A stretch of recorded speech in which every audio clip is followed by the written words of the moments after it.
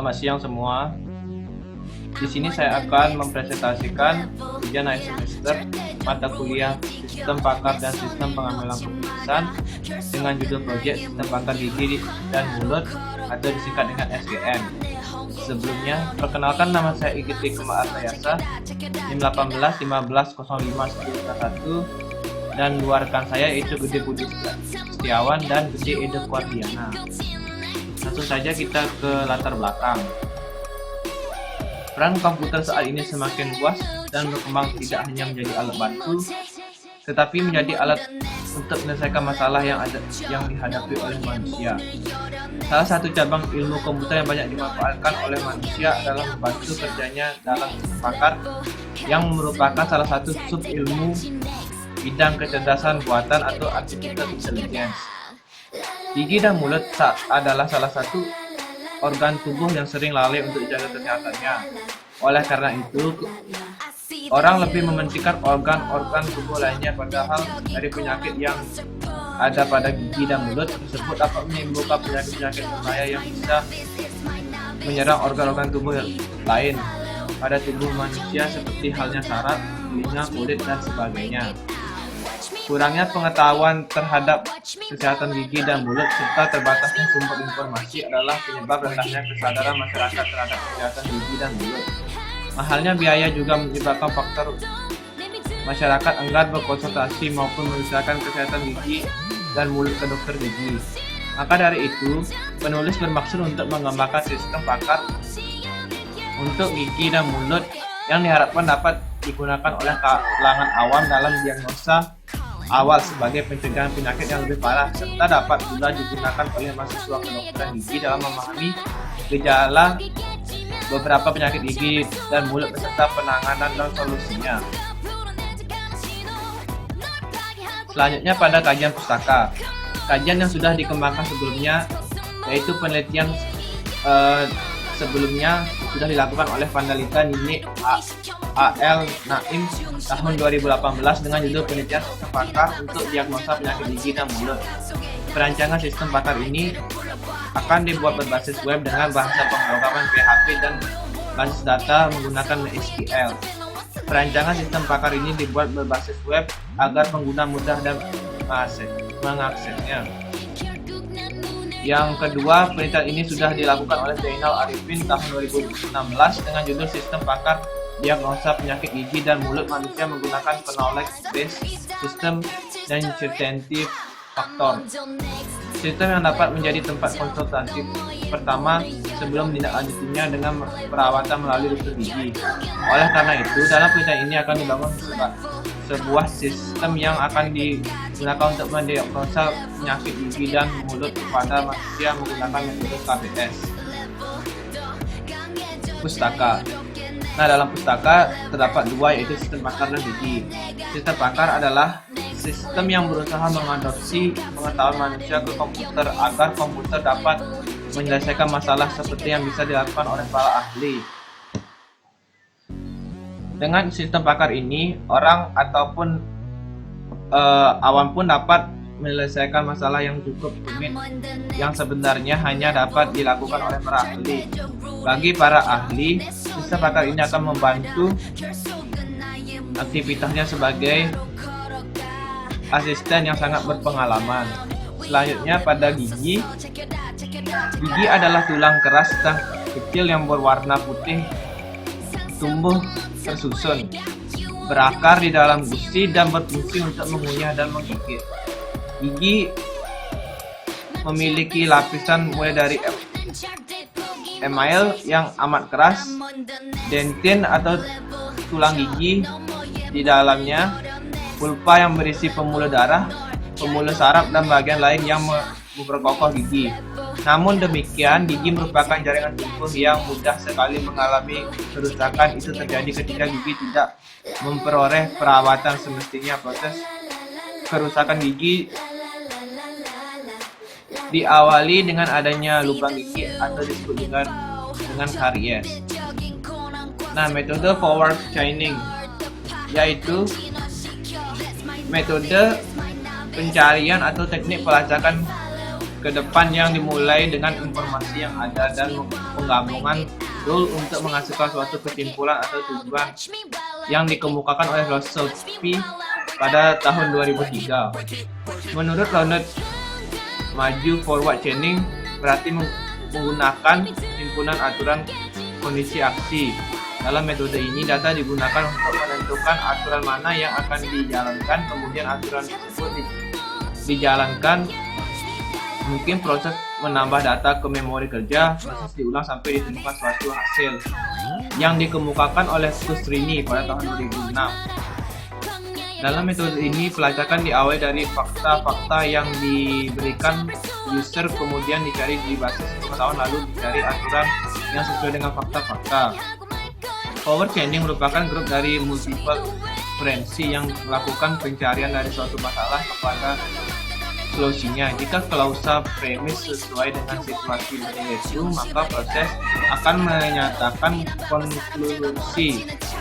Pelacakan ke depan mencari fakta yang sesuai dari bagian if dari aturan if then chaining yang dikemukakan oleh Kusrini pada tahun 2010. Nah, sekian presentasi dari saya, akan dilanjutkan oleh teman saya.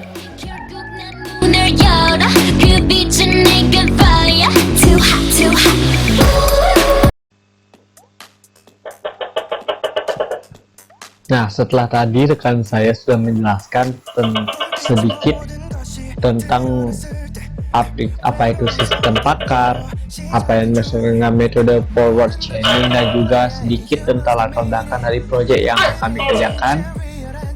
Pada kesempatan ini saya akan melakukan demonstrasi terhadap proyek yang sudah kami kembangkan.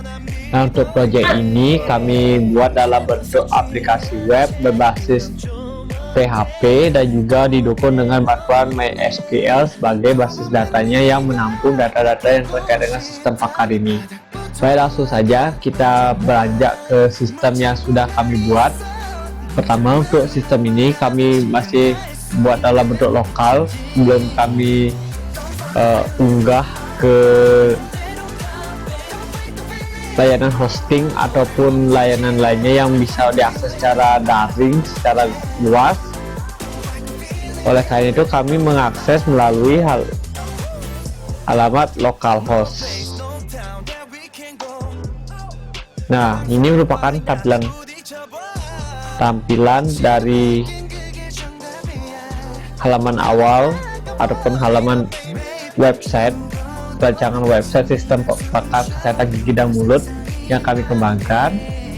Di sini terlihat beberapa fitur, yaitu ada fitur menu utama, fitur selamat datang, fitur tombol konsultasi, dan juga beberapa artikel yang berkaitan dengan kesehatan gigi. Nah, jika teman-teman di sini posisinya sebagai pasien yang ingin melakukan konsultasi secara daring terkait dengan kesehatan gigi dan mulut, bisa langsung menekan tombol mulai konsultasi. Nah, sebelum teman-teman diajak untuk melakukan konsultasi ataupun diagnosa terhadap penyakit apa yang dialami, berdasarkan gejala-gejala yang teman-teman alami pada mulut dan gigi teman-teman, maksud saya pada masalah kesehatan mulut dan gigi teman-teman. Jadi teman-teman diminta untuk mengisi identitas yang bisa diisi itu diantaranya nama, jenis kelamin, alamat pekerjaan. Di sini saya akan contohkan untuk pengisian identitas. Misalnya namanya Wayan Chenle, yaitu laki-laki, alamatnya di Desa Kuangya misalnya, pekerjaannya siswa. Nah, setelah mengisi identitas, teman-teman bisa mengirim biodatanya ini. Nah, setelah kita mengisi biodata, akan disuguhkan beberapa pertanyaan untuk mendiagnosis apa penyakit yang teman-teman alami, keterangan tentang diagnosanya, dan juga solusi. Untuk diagnosa dan solusi akan ditunjukkan setelah teman-teman mengisi angket. Di sini saya akan mempraktikkan pengisian angket sesuai dengan gejala yang dialami. Misalnya kita isi Nah, setelah diisi, teman-teman akan menambahkan hasil diagnosa penyakit lengkap dengan data yang teman-teman sudah isikan tadi, dan yang teman-teman tadi sudah masuk ke daftar hasil diagnosa, kemudian hasil analisa terakhirnya, nama penyakit, gejalanya, definisi penyakit, dan juga solusi dari penyakit yang teman-teman alami. Nah, jika teman-teman ingin mencetak hasilnya, bisa mengklik langsung atau menekan tombol cetak hasil diagnosa. Setelah itu teman-teman akan diarahkan untuk mencetak hasil diagnosa tadi dalam bentuk berkas PDF. Nah, ini merupakan contoh kwitansi ataupun lembar dari hasil diagnosa penyakitnya. Kemudian selain teman-teman bisa melakukan diagnosa, teman-teman juga mengakses informasinya di artikel kesehatan. Jadi pada artikel kesehatan ini teman-teman bisa membaca artikel terkait kesehatan gigi dan mulut. Jadi pada sistem pakar ini tidak hanya melayani tentang konsultasi, namun juga memberikan informasi tentang kesehatan gigi dan mulut. Di samping itu pula, teman-teman juga bisa mengisi buku tamu untuk memberikan pertanyaan ataupun masukan terkait dengan pelayanan yang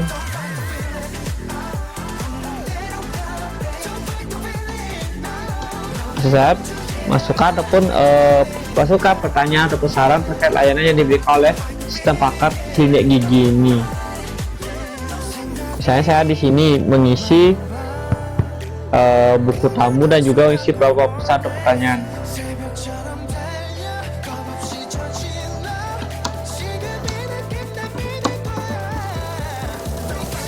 Nah, misalnya di sini si Wayan Chenley ini setelah memberikan atau mendapatkan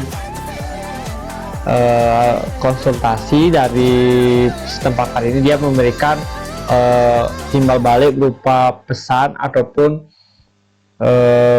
masukan terhadap sistem pakar ataupun klinik gigi, ataupun memberikan pertanyaan kepada dokter yang menangani sistem ini atau yang menjadi administrator dari sistem ini.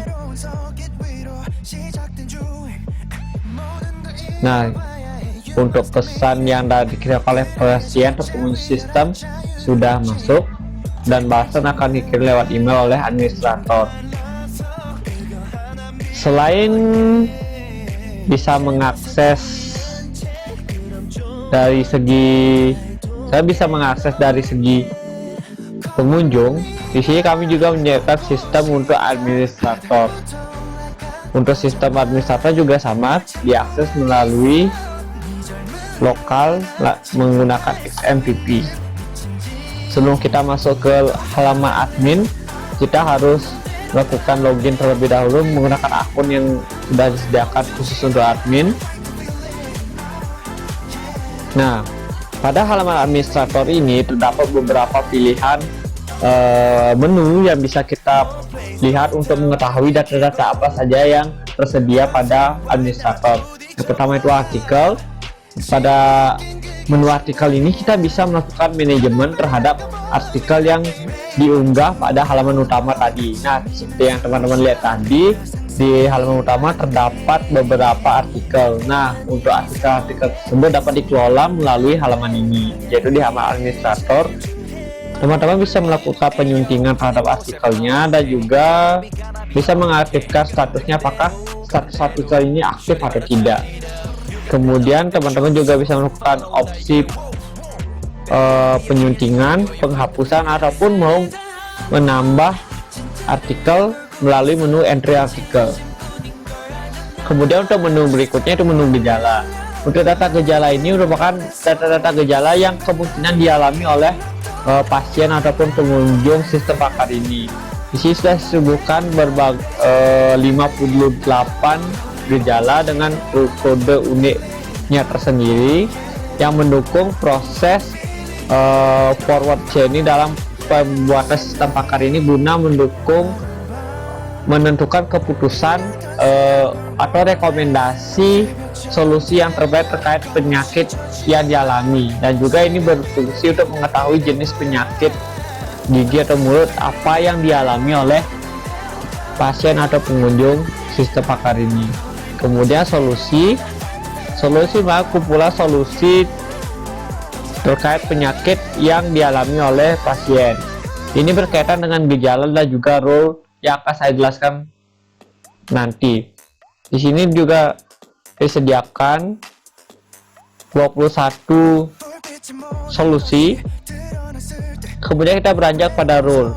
Rule ini merupakan aturan yang mendukung proses sistem pakar ini yang menggunakan metode forward chaining.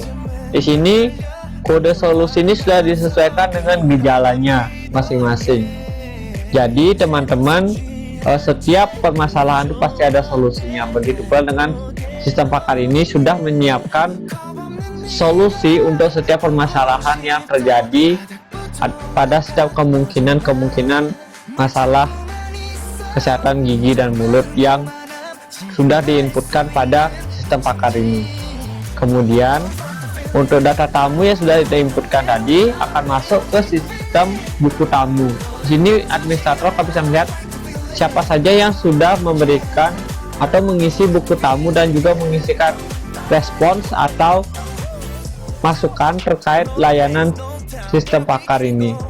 Kemudian di user ini teman-teman bisa menambahkan pengguna apabila teman-teman ingin membuat pengguna baru guna mengakses halaman administrasi dari klinik gigi.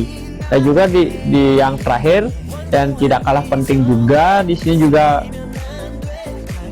sini teman-teman bisa mengakses laporan data diagnosa dan sudah beberapa diagnosa yang dilakukan oleh sistem pakar ini. Teman-teman bisa mencetaknya. Dan juga selain data diagnosa, teman-teman juga bisa mencetak data gejala.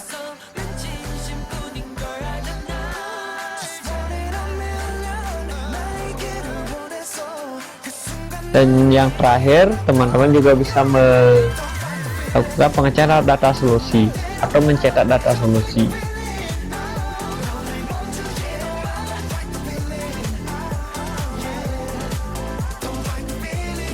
Jadi sekian presentasi atau demonstrasi project sistem pakar yang kami buat tentang sistem pakar kesehatan gigi dan mulut. Terima kasih atas perhatian dari teman-teman semuanya. Kami semoga apa yang kami presentasikan bisa bermanfaat bagi teman-teman semua. Apabila teman-teman mempunyai kritik, saran dan masukan terkait project dan presentasi yang kami laksanakan pada video ini, kami akan menerima karena kami juga baru proses belajar untuk mengembangkan sebuah aplikasi. Terima kasih dan sekian.